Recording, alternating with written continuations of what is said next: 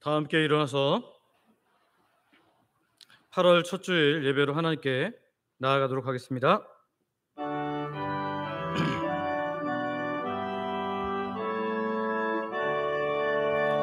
목소리 높여서 주 찬양하여라. 영광과 권세와 존귀와 위엄을 오늘이 다스리시는 만왕의 왕께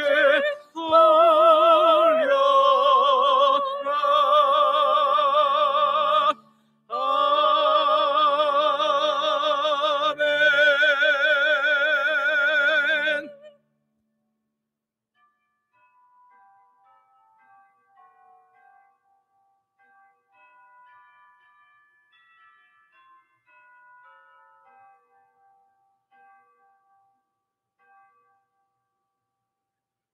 그러므로 우리는 긍휼하심을 받고 때를 따라 돕는 은혜를 얻기 위하여 은혜의 보좌 앞에 담대히 나아갈 것이니라. 아멘.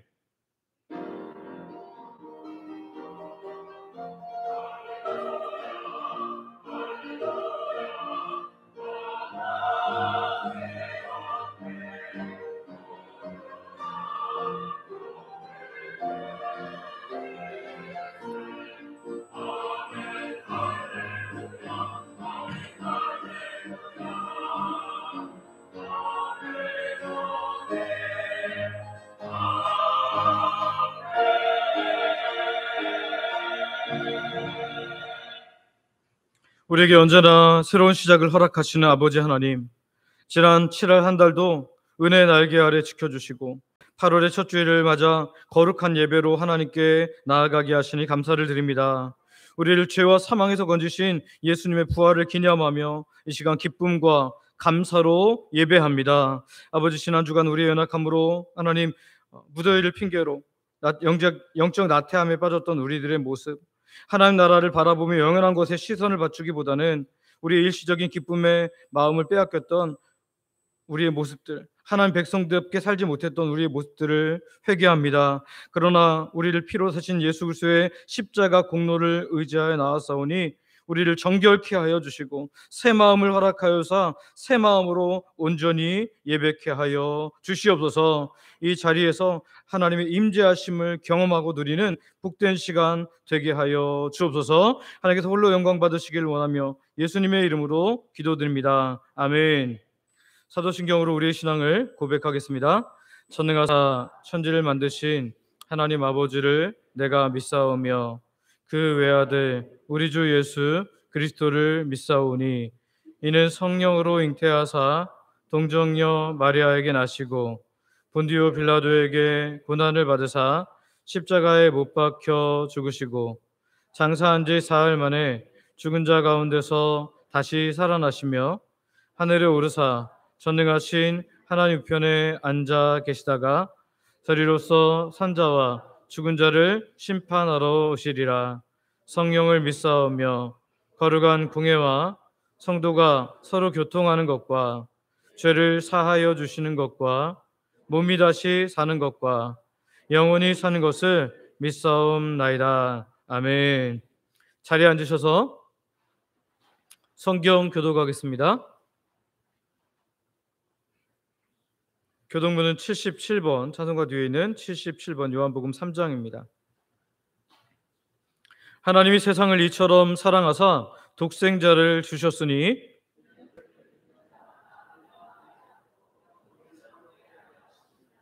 하나님이 그 아들을 세상에 보내신 것은 그로 말미암아 세상이 구원을 받게 하려 하심이라. 믿지 아니하는 자는 하나님의 독생자의 이름을 믿지 아니하므로 그 정죄는 이것이니 곧 빛이 세상에 왔으되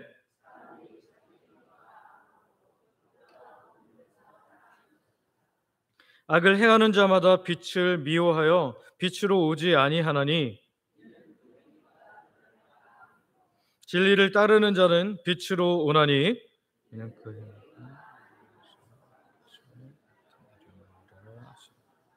아멘.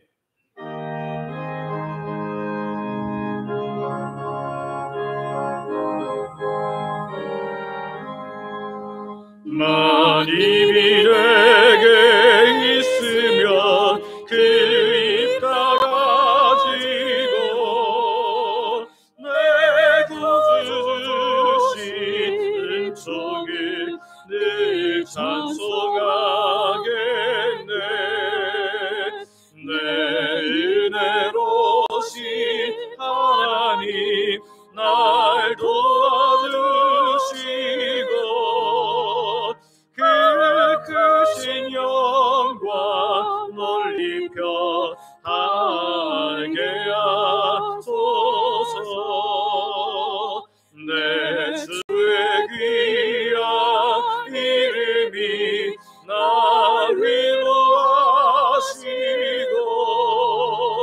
이 귀의 음악들이 참이락되도다.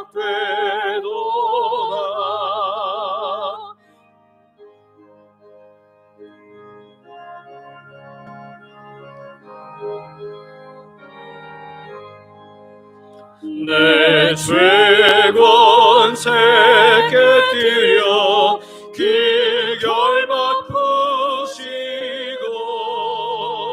이 추한 마음을 비로소 고쳐게 하셨네.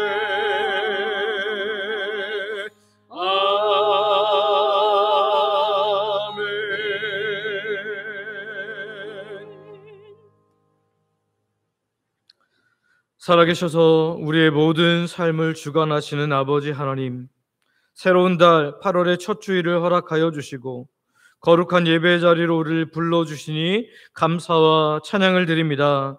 이 시간 우리의 마음과 뜻을 다하여 신령과 진정으로 아버지 하나님만 높이며 예배하기를 원합니다. 우리의 마음을 주장하여 주시옵소서. 먼저 지난 한 주간 우리 교회에 베풀으신 은혜에 감사를 드립니다.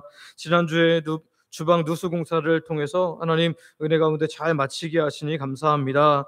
이 일을 위해 그동안 앞장서 수고한 하나님 백성의 수고를 기억하여 주시며 공사 이후에 누수가 사라져서 찬양대가 더 쾌적하게 연습할 수 있도록 은혜 베풀어 주시옵소서. 무엇보다 먼저 하나님 우리 중고등부 수련회를 은혜 가운데 마치게 하시니 감사를 드립니다. 받은 은혜와 은혜의 좋은 기억들이 이들의 뇌리에 그들의 심령에 새겨져서 평생 예수님의 사람들로 살아가게 하여 주시옵소서. 하나님 지난 학부모 격려 모임 한 후에 부모님들이 기도하면서 자녀들을 힘써 보내어서 이게 하나님 나오지 않던 학생들이 새롭게 교회로 나오게 시작했다는 소식을 듣게 하시니 감사합니다. 하나님 잠깐 나오고 마는 것이 아니라 꾸준히 나오면서 믿음이 자라고 영적 거인들로 성장케 하여 주시옵소서. 아버지 우리 교회 사역을 위해 기도합니다. 진행 중인 엘리베이터 공사의 모든 과정을 주관하여 주시옵소서. 지역이 하나님 건축 심의 지역이어서 심의 허가 통과를 받고 있습니다. 하나님 곧 공사가 시작될 텐데 모든 일에 하나님의 놀라운 은혜로 공사가 처음부터 끝까지 안전하고 완전하게 진행되게 하여 주시옵소서. 8월 말에 있을 청년부 수련을 위해서 기도합니다. 준비하는 모든 과정 가운데 함께 하셔서 청년들의 심령이 다시 한번 주 앞에 뜨거워지는 부흥의 시간 되게 하여 주시옵소서. 오늘 오후에 총 6주 중 2주차로 진행될 구약의 파노라마 세미나를 위에도 함께 하셔서 가르치는 자, 배우는 자 모두가 하나님 말씀의 즐거움이 가득한 은혜의 시간 되게 하여 주시옵소서. 아버지 날이 많이 무더운 가운데 있습니다. 이 무더위 속에 살아가는 사랑하는 우리 성도님들 지켜 주시옵소서. 육신이 지치지 않게 강건함을 주시고 무더위를 통해서도 보이지 않는 영적 전쟁터와 같은 세상 속에서 날마다 말씀과 기도로 무장하여 승리케 하여 주시옵소서. 이 나라와 이 민족을 긍휼히 여겨주시길 원합니다. 대통령과 위정자들에게 지혜를 주셔서 나라를 잘 이끌게 하시고 잘못된 악법이 결코 통과되지 않으므로 복음이 가득한 나라, 예수님 오실 때까지 사용되어지는 선교의 나라 되게 하여 주시옵소서. 담역사로 세우신 저를 성령의 권능의 손으로 붙잡아 주시옵소서. 생명의 말씀을 선포할 때 하나님 정말 전하는 자나 듣는 모두가 심령이 새로워지는 역사가 일어나게 하여 주시고, 또 하나님 담육사가 교회를 이끌 때 필요한 지혜와 영적인 분별력을 허락하여 주셔서 하나님 능력 있게 감당할 수 있도록 은혜 허락하여 주시옵소서. 담육사 가정 위에도 늘 함께 하셔서 은혜로 채워 주시옵소서. 오랜 기간 교회를 섬기신 원로 목사님과 그 가정 위에도 하나님 하늘 평강의 복을 허락하여 주시옵소서. 주의 몸된 교회를 위해 보이지 않는 곳에서 헌신하는 많은 손길들이 있습니다. 어제 그 무더위에도 불구하고 주방 공사 후에 하나님 주방의 모든 부분을 청소하신 귀한 분들, 일찍부터 나와서 또 다음 세대를 가슴에 품고 섬기는 모든 교육자들과 교육부서 교사들, 이름은 아침부터 준비하여 아름다운 찬양으로 영광 돌려드리는 주영광 찬양대, 매 주일 섬기는 오후 찬양팀, 더운 날에도 애쓰며 섬기는 주차와 안내 봉사자들, 교회 미화와 방송팀, 재정부, 건축위원회를 비롯한 모든 위원회, 소그룹을 섬기는 모든 분들, 이름도 빛도 없이 헌신하는 모든 이들에게 하늘의 놀라운 복으로, 신령한 복으로 채워 주시옵소서. 이 시간에도 목숨 걸고 예배하는 북녘 땅의 지하교회 성도들 기억하셔서 안전하게 지켜주시며 하나님 그리스도 안에서 아름답게 통일됨으로 이들이 마음껏 예배할 수 있는 그날이 속히 오게 하여 주시옵소서. 우리가 파송하고 협력하는 모든 선교사님들, 복음단체, 미래 자립교회도 주의 풍성한 은혜를 채워 주시옵소서. 오늘도 주께서 이 예배를 온전히 주관하실 것을 믿으며 예수 그리스도의 이름으로 기도드립니다. 아멘.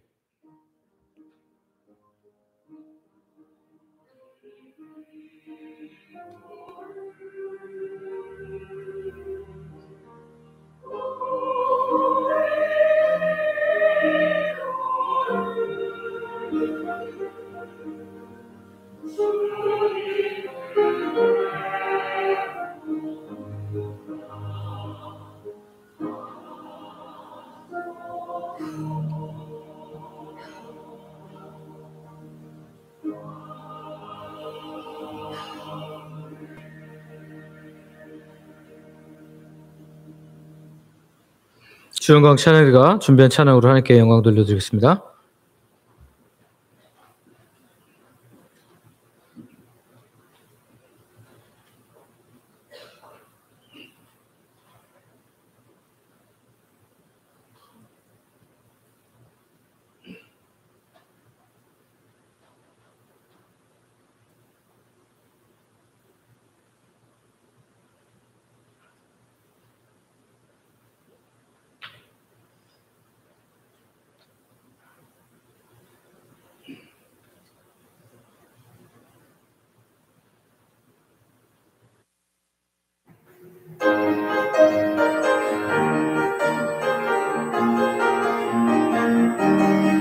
주님을 노래해 할렐루야, 주님께 찬양해 할렐루야, 숨을 쉬는 순간마다 새 노래로나 주께 찬양하리라.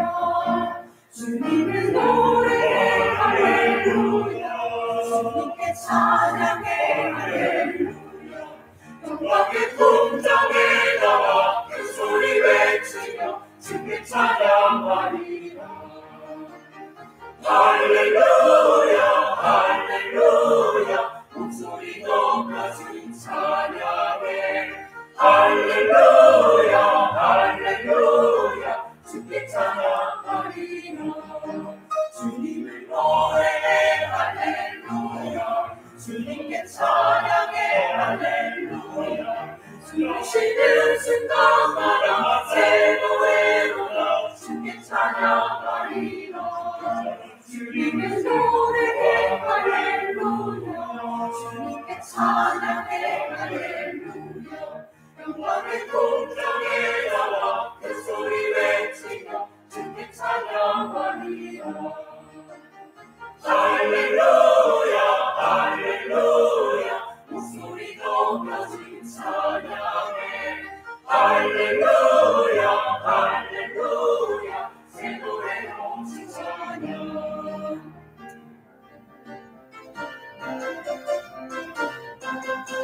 나와서 찬양해 할렐루야, 주님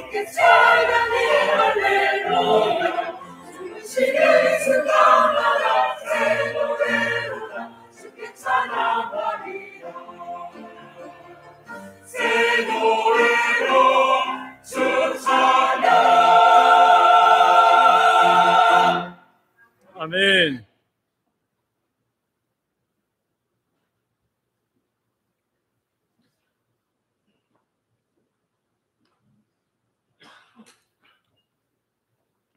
우리에게 주신 하나님의 말씀은 신약성경 히브리서 4장 12절부터 13절까지 있는 말씀입니다. 히브리서 4장 12절부터 13절까지 있는 말씀 제가 봉독하겠습니다. 하나님의 말씀은 살아있고 활력이 있어 좌우의 날선 어떤 검보다도 예리하여 혼과 영과 및 관절과 골수를 찔러 쪼개기까지 하며 또 마음의 생각과 뜻을 판단하나니 지으신 것이 하나도 그 앞에 나타나지 않음이 없고 우리의 결산을 받으실 이의 눈앞에 만물이 벌거벗은 것 같이 드러나느니라. 아멘. 우리 말씀 듣기 전에 서로 이렇게 축복하기를 원하는데요. 말씀의 능력이 당신과 함께하기를 축복합니다.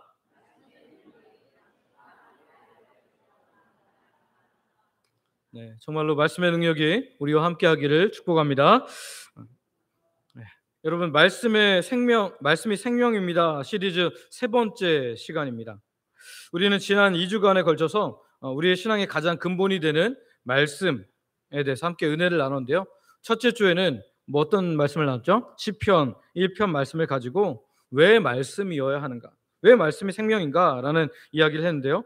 복 있는 사람이란 시편에 보니까 어떻게 되어 있어요? 세상의 길이 아닌 하나님의 말씀을 즐거워하고 또 그 말씀을 어떻게 해요? 주야로 뭐 한다고요? 묵상한다. 그래서 그 말씀이라는 시냇가에 우리의 뿌리를 내리는 사람이 복 있는 사람이다라는 것을 배웠습니다. 자, 그리고 지난주에는 열왕기하 말씀을 통해서 우리는 그러면 말씀을 어떻게 대해야 하는가라는 태도의 문제를 함께 살펴보았는데요. 수십 년간 잊혀졌던 율법책이 발견되었을 때 요시야 왕은 어떻게 했습니까? 자기의 옷을 찢고 회개하면서 온 백성과 더불어 그 말씀대로 살기로 목숨 걸고 언약을 했습니다. 그래서 말씀을 경외함, 회개함에 대해서 우리가 함께 살펴보았는데요. 이제 세 번째 질문 앞에 우리는 서야 됩니다.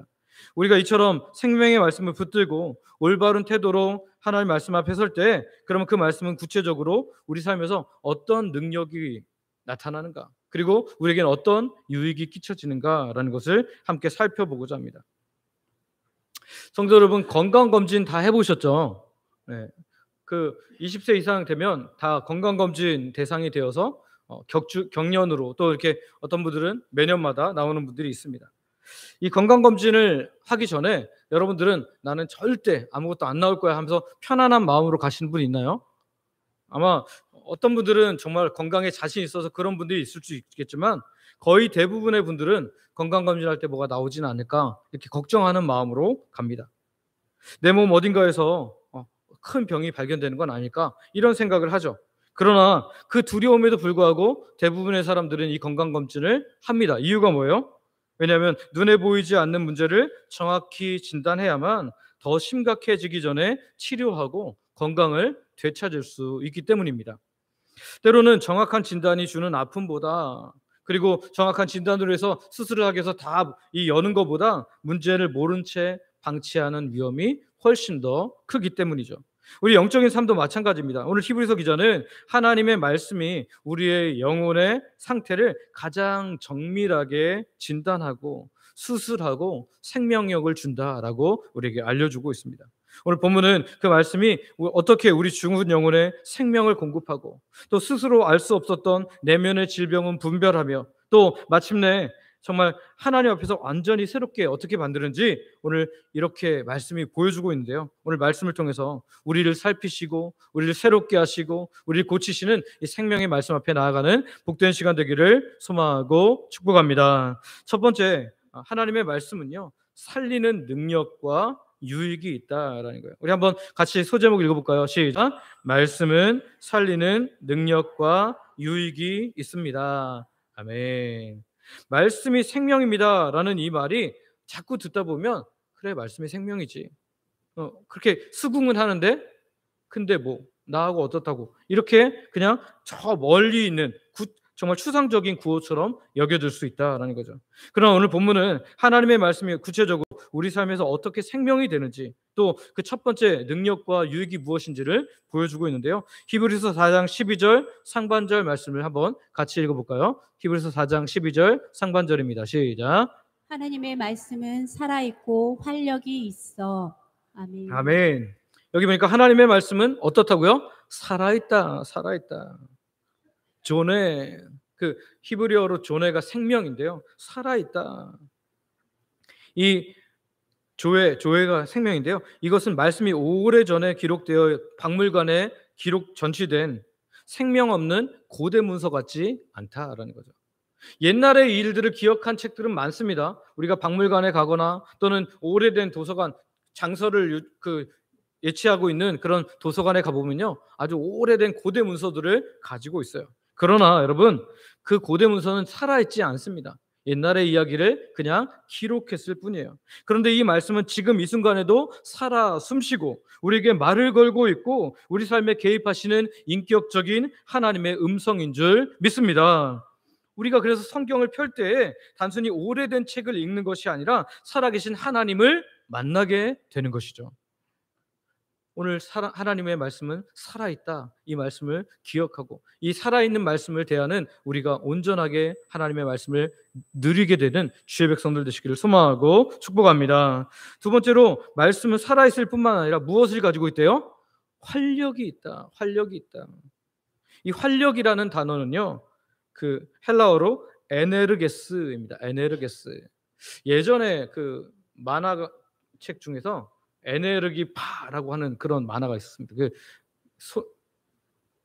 그 만화책은 생각이 안 나는데요. 손오공이 나오는 만화인데 어쨌든 에네르기파 하면서 에너지를 쏘는 걸 말하는데요. 이 에네르기 이게 바로 에네르게스라는 헬라어로부터 비롯된 거예요. 영어의 에너지도 바로 이 어원으로부터 시작된다라는 거죠.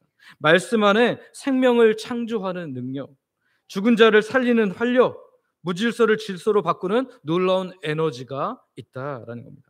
성도 여러분, 이 살아있고 활력 있는 말씀의 능력이 가장 극적으로 나타난 곳은 어디일까요? 바로 태초입니다. 태초. 아무것도 없는 그때에 창세기 1장 1절에 보면 하나님께서 말씀하십니다. 빛이 있으라.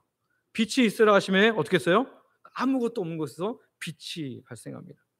말씀 한마디에 온 우주가 생겨나고 자리 잡았어요. 물과 궁창이 생겼고요. 땅과 바다가 나뉘면서 식물이 자라기 시작했습니다. 해와 달과 별들이 일정 주기에 따라서 움직이기 시작합니다. 새와 물고기가 생겼고요. 동물들이 생겼고, 그리고 마지막으로 하나님께서 인간을 창조하셔서 인간이 생겼습니다. 하나님의 말씀이 선포되는 곳에서 무에서 유가 발생되었고 혼돈이 질서가 되었으며 생명이 발생되는 활력, 곧 생명력의 역사가 일어난 줄 믿습니다. 이 능력은요, 신약에서도 나타났어요. 예수님께서 죽은이 나흘이나 되는 4일이나 된 이 나사로를 향해서 무덤 앞에서 말합니다. 뭐라 그래요? 나사로야 나오너라. 죽어 이미 나흘이나 되어서 냄새가 나기 시작했던 무덤 앞에서 나사로를 향해서 그 외침을 하셨을 때, 말씀으로 그를 부르셨을 때 어떻게 했습니까? 그가 죽음의 권세를 이기고 나왔다는 거예요.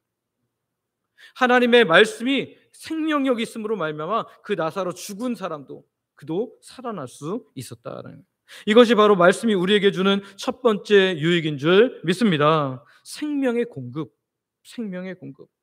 생명력의 역사가 우리 안에 나타나는 거예요. 죽어가는 우리 영혼의 생명을 불어넣고 지친 삶의 영적인 에너지를 공급하는 것이 말씀의 능력이라는 거죠. 요즘에 전기차가 우리 주변에도 많죠. 전기차의 넘버는 어떤 색깔입니까? 잘 모르시나요? 차의 넘버에 파란색으로 되어 있으면 그것은 전기차입니다. 근데 이 전기차가 얼마나 잘 되고 있는지, 특히 미국에 있는 어떤 그 전기차 회사는 아주 엄청나게 그 주가가 계속 올라가고 있어요. 그래서 그 주식을 갖고 있으면 계속 부자가 될 거라고 하는데요. 여러분, 첨단 기술로 만들어진 최신형 전기차가 있다고 한번 생각해 보시죠.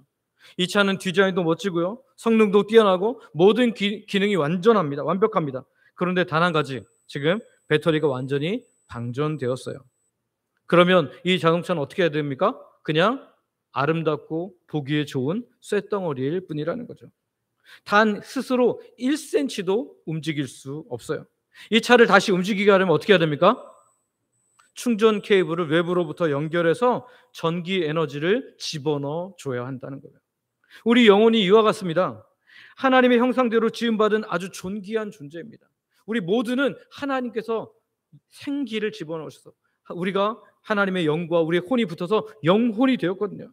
그런데 죄로 인해서 하나님과 연결이 끊어져 버린 거예요. 영적인 배터리가 방전된 자동차처럼 모든 생명력을 잃어버렸습니다. 내 힘으로는 선을 행할 수도 없고 하나님을 기쁘시게 할 수도 없는 완전한 무기력한 상태가 되었다는 거예요. 그 영적 방전 상태에 있는 우리에게 하나님의 말씀이 생명의 에너지를 공급하는 거룩한 충전 케이블이 되는 줄 믿습니다. 우리가 매일 말씀을 펴고 그 말씀을 읽고 묵상할 때, 또한 예배를 통해서 하나님 말씀을 들을 때, 오늘 살아있고 활력 있는 그 말씀이 우리 영혼에 들어와서 우리를 다시 살리고 움직이게 하는 것이죠. 예수님을 믿기 전에 그 모습과 예수님을 믿은 후에 우리의 모습, 그 사이에는 누가 있습니까? 말씀 되시는 예수 그리스도가 있는 줄 믿습니다. 그래서 사도 베드로는 이 진리를 이렇게 증언합니다. 베드로전서 1장 23절에 보면 이렇게 말하는데요. 한번 베드로전서 1장 23절 같이 읽습니다. 시작. 너희가 거듭난 것은 썩어질 씨로 된 것이 아니요 썩지 아니할 씨로 된 것이니 살아있고 항상 있는 하나님의 말씀으로 되었느니라. 아멘. 그렇습니다. 말씀은요, 우리를 단회적으로 거듭나게 하시는 역사를 주실 뿐만 아니라 매 순간마다 살아있는 씨앗처럼 우리 안에서 계속해서 생명의 역사를 일으키시는 줄 믿습니다. 우리를 처음 한번 예수님 믿게 할 뿐만 아니라 우리의 평생도록 이 생명력의 역사를 이 말씀이 우리에게 허락해 주신다라는 거죠. 혹시 이 자리에 영적으로 메마르고 무기력하다고 느끼는 분이 계십니까? 예배의 감격이 사라지고 기도의 능력도 잃어버린 채 겨우 신앙의 현상 유지하기도 버거운 분들이 있냐는 거예요. 그렇다면 오늘 우리의 영혼이 주로 무엇을 먹고 있는지를 확인해야 됩니다. 주로 무엇을 먹고 있는지. 여러분, 우리가 이 땅에 살고 있기 때문에, 세상 속에서 살아가는 존재이기 때문에 세상의 정보도 필요합니다. 뉴스를 들어야 돼요. 세상에서 주시는 기쁨도 누릴 수 있습니다. 그것 자체가 죄악은 아닙니다. 그런데요, 문제는 균형이 필요하다라는 거예요. 균형이 필요합니다. 무엇이 주가 되어야 되고 무엇이 부가 되어야 되는지 분명히 확인해야 된다는 거죠. 세상의 자극적인 정보, 쾌락은 마치 정크푸드 또는 패스트푸드 같습니다. 가끔 먹으면 맛있고 즐거움을 주지만 그것이 우리의 주된 식사가 될 수는 없다라는 거죠. 생각해 보시기 바랍니다. 만약 매일마다 햄버거를 먹고 감자튀김을 계속 먹는다, 콜라를 계속 마신다, 이러면 어떻게 될까요? 아마 우리의 몸은 점점 망가지기 시작할 겁니다. 물론 외국 사람들은 그게 주식인 사람들도 있어요. 근데 그 사람들의 췌장과 우리의 췌장은 다르거든요. 오늘 우리는 한식을 제대로 먹어야 됩니다. 우리가 일반적으로 먹어야 되는 주식을 먹어야 된다는 거예요. 마찬가지로 우리의 영혼이 매일 자극적인 뉴스, 선정적인 드라마, 끊임없는 SNS, 자극적인 알림의 이 정크푸드 또는 패스트푸드만 먹는다면 어떻게 될까요? 처음엔 즐겁죠. 그러나 그 자극은 우리를 계속해서 자극하지 못하기 때문에 점점 더 강한 자극을 원하게 되고요. 결국 거기에 완전히 매이게 될 거라는 거예요. 유튜브를 보시는 분들 중에서 유튜브 쇼츠 보시는 분들 있죠. 어떤 분들은 이제 쇼츠만 보신다고 하는 분들도 있더라고요. 여러분, 쇼츠를 계속해서 보면 어떻게 됩니까? 우리의 측두엽과 후두엽은 발달하는데 전두엽이 발달하지 않는다 그래요. 그냥 계속해서 정보를 받아들이니까 이 생각하기 전에 그냥 그 정보가 들어가고 사라져 버리는 거예요. 그러니까 오래 참을 수 있는, 인내할 수 있는 이 전두엽을 사용하지 못하게 되는 거예요. 그런데 그뿐만 아닙니다. 그것으로 인해서 하나님의 말씀을 볼 수 있는 인내력도 사라지게 되는 거예요. 하나님의 음성을 들을 시간이 없어집니다. 거룩한 것을 사모하는 마음도 잃어버리게 됩니다. 부된 것을 주된 것처럼 먹기 때문이라는 거죠. 결국 그것들이 우리를 주장해서 우리를 죄에 끌려다니는 그런 존재로 만들어버린다는 거죠. 바로 그 영적 방정과 엉망인 영양 상태에 있는 우리에게 하나님께서 말씀하십니다. 진짜 양식을 먹으라. 진짜 양식을 먹으라. 하나님의 말씀은 우리 영혼의 유기농 건강식이며 우리를 살리는 생명의 떡이 되는 줄 믿습니다. 생명의 양식은 우리에게 잠시의 만족을 줄 수 있어요. 그렇다고 그것 아예 하지 말라는 것이 아닙니다. 그러나 하나님의 말씀이 우리의 주된 식량이고 주된 음식이며 우리의 영혼을 살리는 것임을 기억하고 우리가 이것을 주로 먹으면 말미암아 생명과 활력을 얻게 되는 저와 여러분 되시기를 소망하고 축복합니다. 이 말씀의 놀라운 생명력을 날마다 경험하는 저와 여러분들 되시기를 소망하고 축복합니다. 두 번째는요, 말씀은 분별하는 능력과 유익이 있다라는 거예요. 우리 한번 같이 읽어볼까요? 같이 읽습니다. 시작. 말씀은, 아멘. 하나님의 말씀은 죽은 것 같은 죽은 영혼을 살리는 능력이 있을 뿐만 아니라 무기력한 우리에게 생명력을 줄 뿐 아니라 우리의 혼란스러운 내면을 정확하게 진단하고 분별하는 능력이 있다라는 거죠. 히브리서 4장 12절 하반절을 보면 이 능력에 대해서 이렇게 날카로운 이미지를 사용하는데요. 히브리서 4장 12절 하반절 말씀 같이 읽습니다. 시작. 좌우의 날선 어떤 검보다도 예리하여 혼과 영과 및 관절과 골수를 찔러 쪼개기까지 하며 또 마음과 생각과 뜻을 판단하나니. 아멘. 여기 말씀을 보면 어떤 검으로 묘사합니까? 좌우가 다 날선 검. 한쪽만 날카로운 부분이 아니라 모두가 다 날카로운 부분. 그래서 어떤 방향으로도 벨 수 있는 가장 예리한 수술 메스가 된다는 거예요. 이 말씀의 검은 우리 스스로는 결코 구분할 수 없는 우리 존재의 가장 깊은 곳에 있는 우리의 생각과 뜻을 판단합니다. 어떻게 해요? 다 잘라가면서 벌려가면서 우리 안에 깊이 들어가기 때문이에요. 우리 인간적인 생각의 혼, 우리 하나님과 교제하는 영, 이 부분을 정확하게 구별하는 거예요. 우리 안에 있는 그 모든 생각들을 완전히 낱낱이 드러낸다라는 거죠. 어쩌면 현대적으로 말한다면 MRI 같은 거죠. MRI 같은 경우에는 우리가 겉으로 보이지 않는 안에 있는 문제들을 보게 되잖아요. 오늘 우리 안에 있는 그런 자기 기만으로 똘똘 뭉친 우리를 분명하게 보게 하는 것이 하나님의 말씀이라는 거죠. 이 예리한 하나님의 말씀의 검이 궁극적으로 드러내는 것이 무엇이라고 합니까? 우리의 생각과 그다음 뭐라고요? 뜻이요. 우리의 생각과 뜻. 즉 겉으로 드러난 행동이나 말이 아니라 그 행동을 유발한 마음의 가장 깊은 곳에 숨겨진 동기까지 정확하게 분별하고 판단한다라는 거죠. 성도 여러분, 우리 깊은 마음 속에 있는 것들 서로 다 아십니까? 모르십니까? 모르죠. 부부가 그렇게 오래 살았어도 그 깊은 마음은 알 수 없습니다. 물론 이럴 거라고 추측은 할 수 있죠. 그러나 그 깊은 마음 속에 있는 것은 부부도 몰라요. 자녀도 모릅니다. 부모도 모릅니다. 그럼 나는 잘 압니까? 아니요. 때로는 나도 잘 모를 수 있다. 다른 사람은 물론이고 심지어 나 자신도 내 마음 깊은 곳에 있는 것을 모를 때가 있는 거죠. 왜냐하면 우리 안에는 뭐가 있냐면 방어 기제라는 게 있어요. 그래서 불편한 진실을 마주하지 않으려고 끊임없이 스스로를 속이는 거예요. 예를 들자면 이런 거죠. 지금 나는 하나님을 향한 사랑도 예배의 감격도 식어버렸으면서 어떻게 생각하는 거예요? 아, 과거에 내가 하나님을 향해서 참 뜨거웠지. 그래, 내가 하나님 정말 사랑하는 사람이야. 예전에 열심히 봉사했던 그 시절에 나를 붙들고 나는 괜찮은 사람이야 라고 그렇게 생각하는 거죠. 난 지금도 하나님의 기쁨이야 라고 생각할 수 있다는 거예요. 그런데 바로 그 교묘한 자기 기만의 갑옷을 뚫고 들어오는 유일한 것이 있습니다. 그것이 뭐냐면 바로 살아있고 활력 있는 하나님의 말씀이라는 것이죠. 말씀의 빛이 우리를 비추는 순간 우리는 더 이상 스스로를 속일 수 없습니다. 한국교회가 너무나 잘 아시는 한 목사님이 자기가 쓴 책에서 이런 내용을 나누더라고요. 청년 시절 이야기를 나누는데요. 뜨거운 열정으로 하나님을 섬기다 보니까 어느 순간 자기의 사역의 열매들이 맺히기 시작됐고 또 사람들이 그 열매들 때문에 자기를 인정하고 칭찬해 주기 시작한 거예요. 그래서 막 사역하다 보니까 그게 더 기뻐진 거죠. 하나님을 향한 열정을 가지고 하는 것보다 이제는 사람이 나를 이렇게 하면 더 인정해 주겠지, 이런 마음을 가지고 사역하는 자신을 발견하게 됐다는 거예요. 어떻게 발견했어요? 말씀을 묵상하는 가운데 말씀의 검이 자기를 다 드러냄으로 말미암아 자기가 하나님 제가 하나님을 위해서 일한 것이 아니라 인정받으려고 칭찬받으려고 일하고 있었습니다라고 그렇게 고백했다고 하더라고요. 그렇습니다, 여러분. 그 아픈 진단이 말씀에 있었기 때문에, 그 아픈 진단을 하는 하나님의 말씀이 있었기 때문에 그는 비로소 자신의 진짜 동기를 회개하고 더 순전한 마음으로 하나님을 섬길 수 있었습니다. 그렇습니다. 이것이 바로 말씀에 분별하는 능력이에요.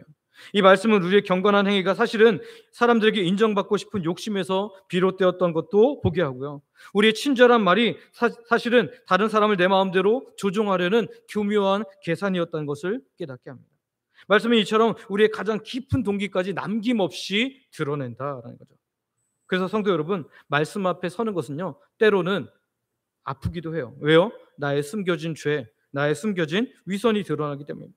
그러나 이 고통스러운 진단은요, 우리를 죽이는 것이 아니라 영적인 암이 더 커지기 전에, 영적인 질병이 더 커지기 전에 치료하여서 우리를 살리는 생명의 유익이 되는 줄 믿습니다.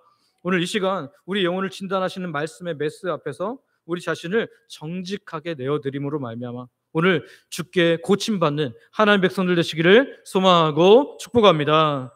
마지막으로 세 번째는요, 말씀은 드러내는 능력과 유익이 있다. 우리 한번 같이 읽어볼까요? 같이 읽습니다. 시작. 말씀은, 아멘. 하나님의 말씀은 우리의 죽은 영혼을 살리고 우리의 혼란스러운 내면을 분별하는 능력이 있다라고 말했어요. 이제 마지막으로 말씀은 우리의 모든 삶을 최종적으로 평가하고 드러내는 심판의 능력이 있다. 바로 이것이 우리에게 가장 큰 유익이 된다라는 거예요. 우리 4장 13절은 이 진리를 두렵고 영광스러운 언어로 우리에게 선포하는데요. 한번 13절 같이 한번 읽어보겠습니다. 시작.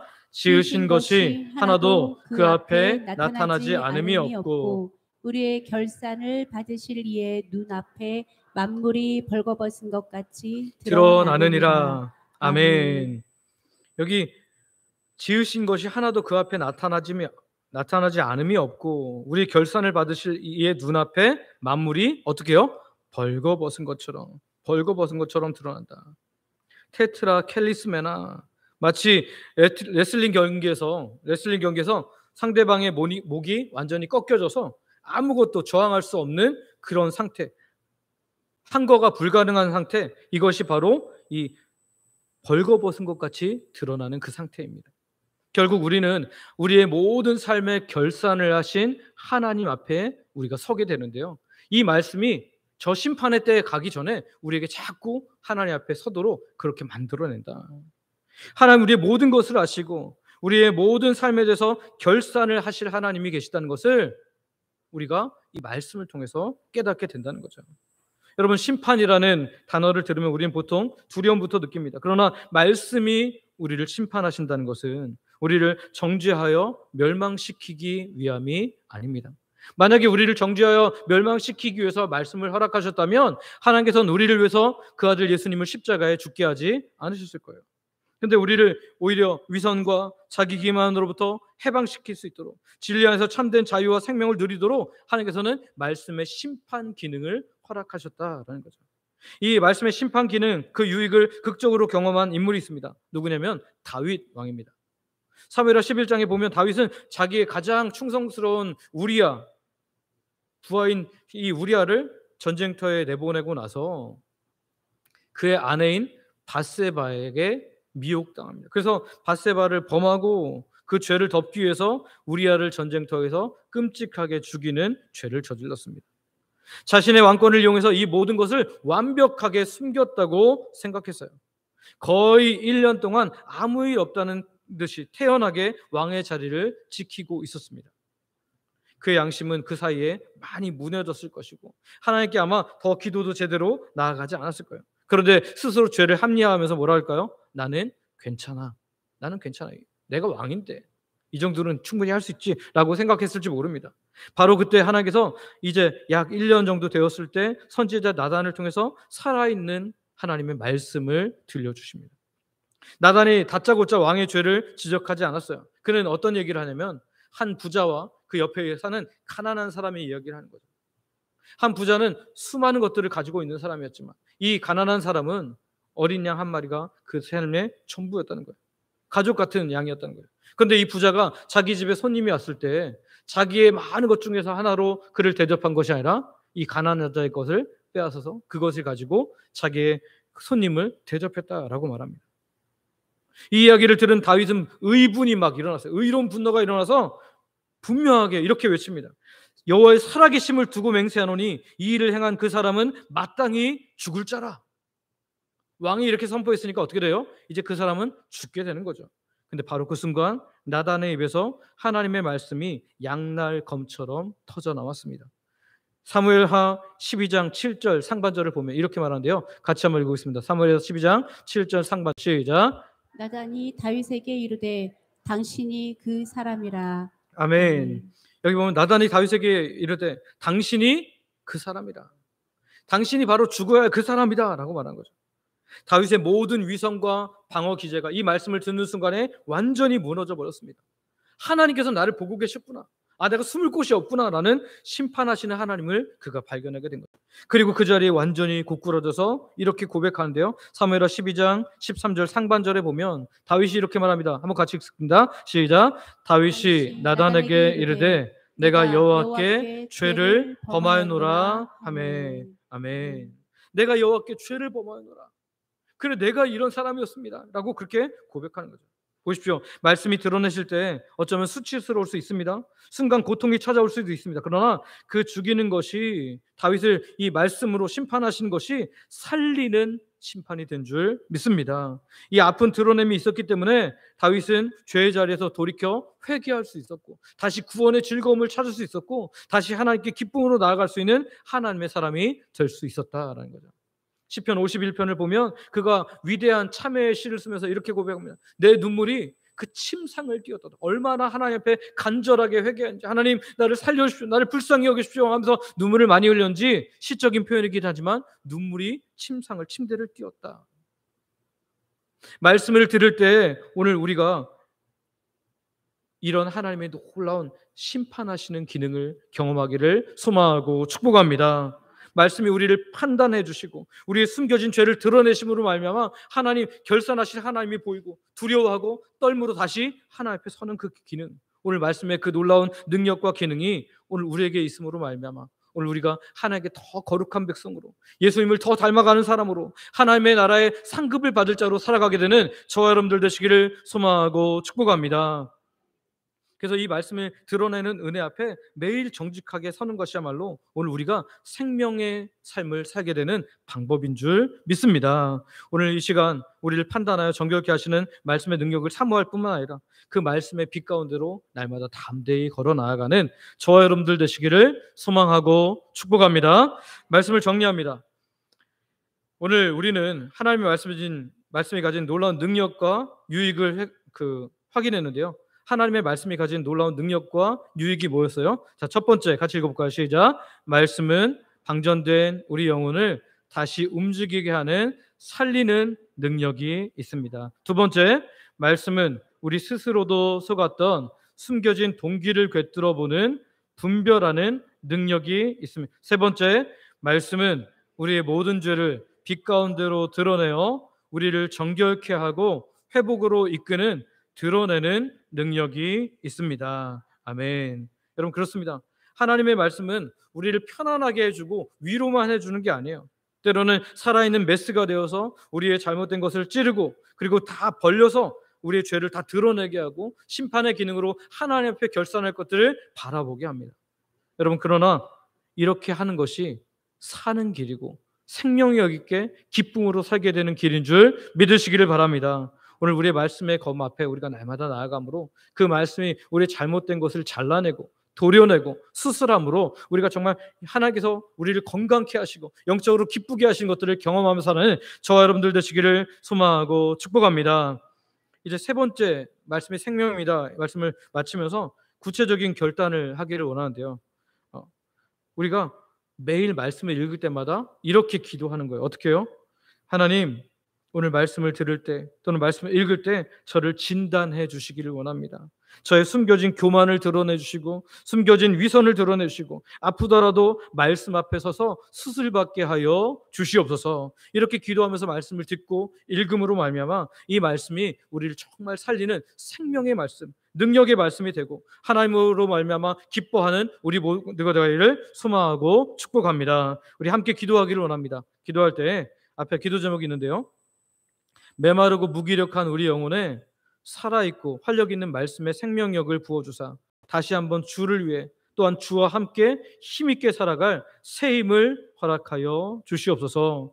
우리의 숨겨진 죄와 동기를 말씀의 검으로 찔러 쪼개주사 자기 기만에서 벗어나 정직한 마음으로 주 앞에서는 은혜를 허락하여 주시옵소서. 우리의 모든 것을 드러내시는 말씀의 심판대 앞에 날마다 서게 하시고 말씀의 빛을 통해 정결하게 되어 주님을 더욱 닮아가는 삶이 되게 하여 주시옵소서. 이 시간 우리 아버지 부르고 합심으로 같이 기도하겠습니다.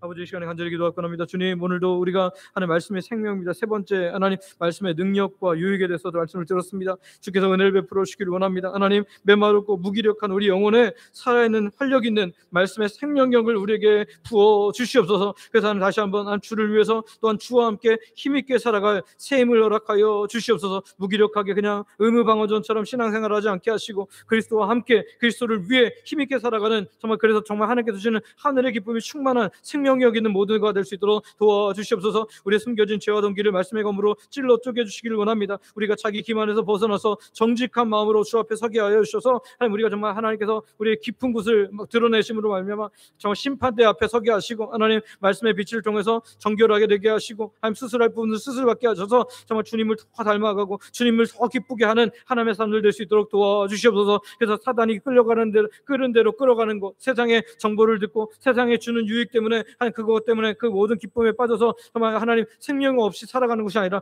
주식을 제대로 먹음으로 말미암아 말씀의 능력을 받음으로 말미암아 거룩하게 살아가는 하나님의 백성들 될 수 있도록 은혜 베풀어 주시옵소서. 예수님의 이름으로 기도드립니다.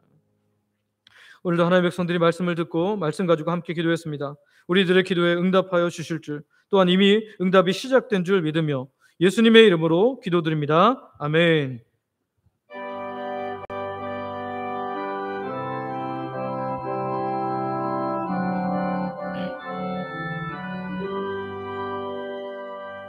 하나님 아버지 주신 책은 귀하고 증하신 말씀이세 기쁘고 반가운 말씀 중에 날 사랑한단 말 참 좋더라 주께서 나를 사랑하니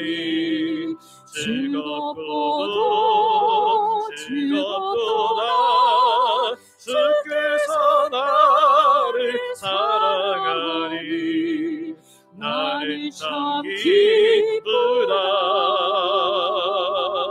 그 속에 은혜를 저버리고 어긋난 딴 길로 가다가도 예수의 사랑만 생각하면 또다시 예수께 돌아오리 주께서 나를 사랑하리 즐겁도다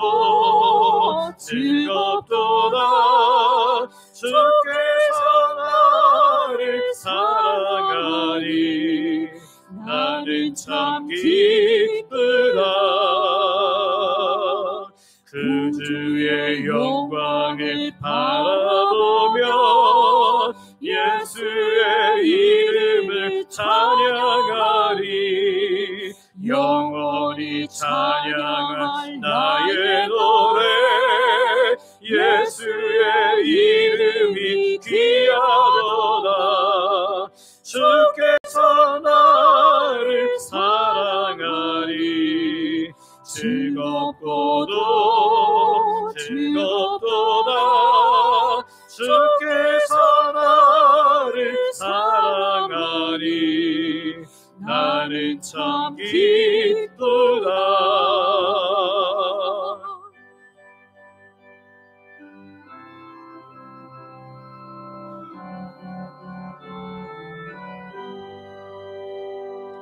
주 예수 날 사랑하시오니 나 또한 예수를 사랑하네. 날 구원하시려 내려오사 십자가 위에서 죽으셨네. 주께서 나를 사랑하니 즐겁도다.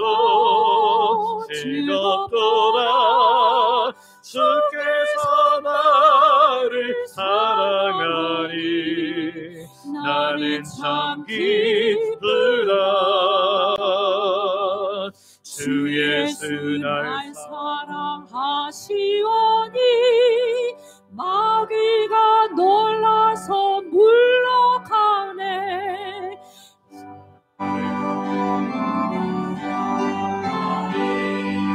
그 사랑 어떻게 돌아갈까?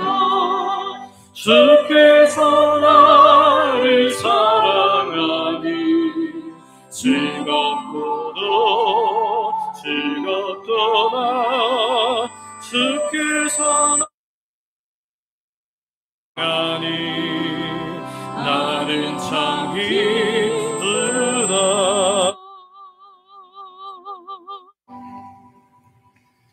아버지 하나님, 오늘 말씀을 통해 말씀의 놀라운 능력과 더불어 우리에게 얼마나 큰 유익이 되는지를 확인케 하시니 감사를 드립니다.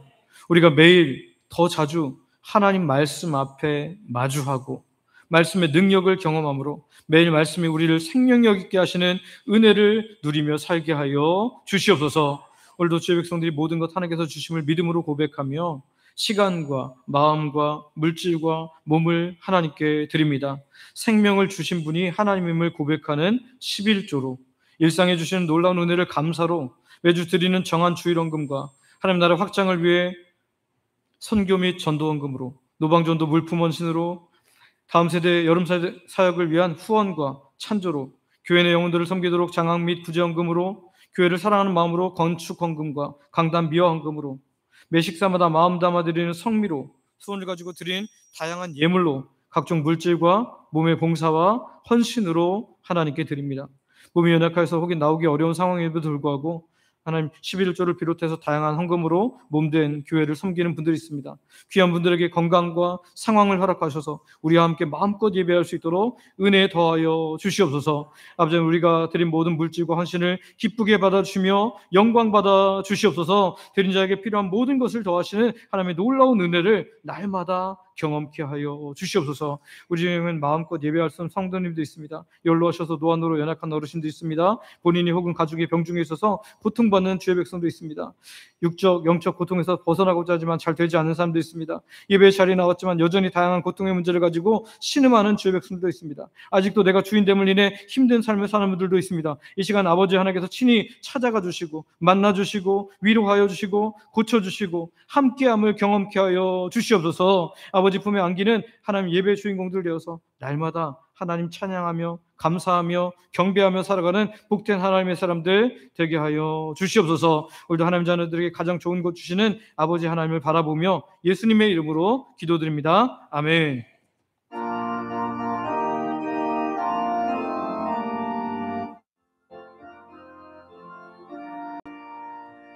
주 이름으로 모였던 우리가 지금 헤어질 때에 언제나 함께 하시며 평안케 하소서.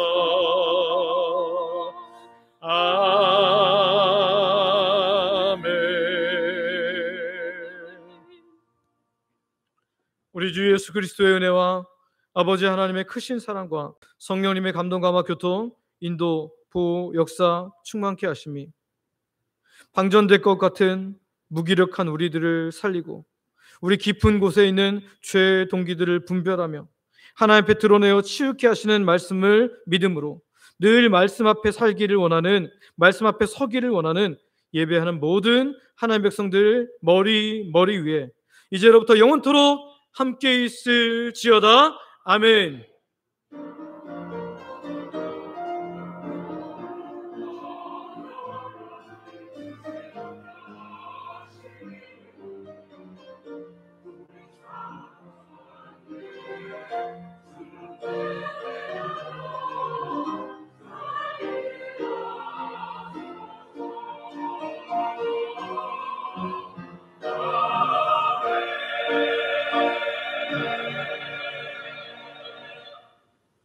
자리에 앉으시기 바랍니다.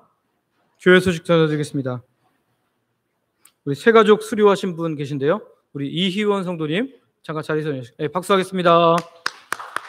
네, 새가족 5주 수료하셨습니다. 자리에 앉으셔도 되겠습니다. 여러분 교회 등록하여 믿음 생활하는 것이 더 복입니다. 여러분 기도하시면서 꼭 등록하여 믿음 생활하시길 바랍니다. 매일 감사 캠페인, 매일 하나님께 감사로 하루를 시작하시길 바랍니다. 금요기도의 안내입니다. 8월 8일은 남전도의 특송이고요. 안수기도 대상은 81세 이상인데요. 혹시 내가 내 나이 때 받아야 되는데 못 받았다라고 하시는 분들은 이때 오셔서 다 받을 수 있으니까요. 네, 이런 분들도 안수기도 받을 수 있으니까 오시기 바랍니다. 교회 와서 기도하기, 한 주에 한 번 이상 30분 기도하기에 참여해 주시기를 바랍니다. 오후 찬양대, 이번 달에는 샤론 찬양대가 섬깁니다.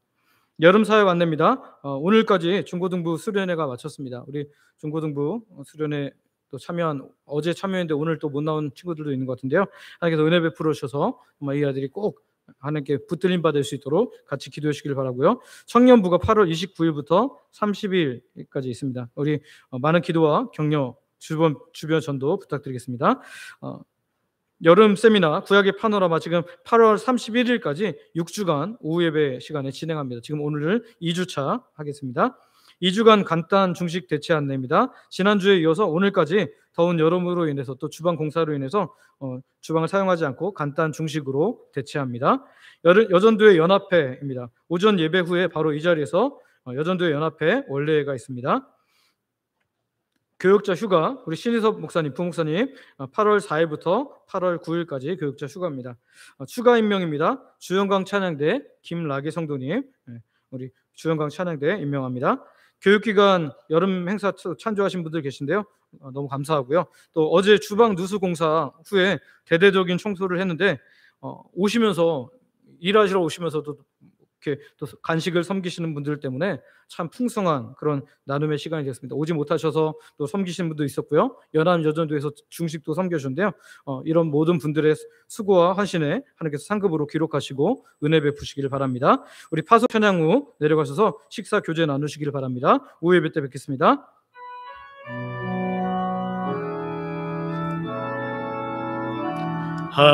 하나님의 사랑을 사모하는 자, 하나님의 평안을 바라보는 자, 너의 모든 것 창조하신 우리 주님이 너를 얼마나 사랑하시는지. 아멘. 하나님께 찬양과 경배하는 자, 하나님의 선하심을 닮아가는 자, 너의 모든 것 창조하신 우리 주님이 너를 자녀 삼으시오. 아멘. 하나님 사랑의 눈으로 너를 어느 때나 바라보시고, 하나님 인자 귀로서 언제나 너에게 기울이시니 어둠에 밝은 빛을 비춰주시고 너의 작은 시름에도 응답하시니 너는 어느 곳에 있든지 주를 바라고 주만 바라볼지. 하나님 사랑의 눈으로, 하나님 사랑의 눈으로 너를 어느 때나 바라보시고, 하나님 인자한 귀로서 언제나 너에게 기울이시니 어둠에 밝은 빛을 비춰주시고 너의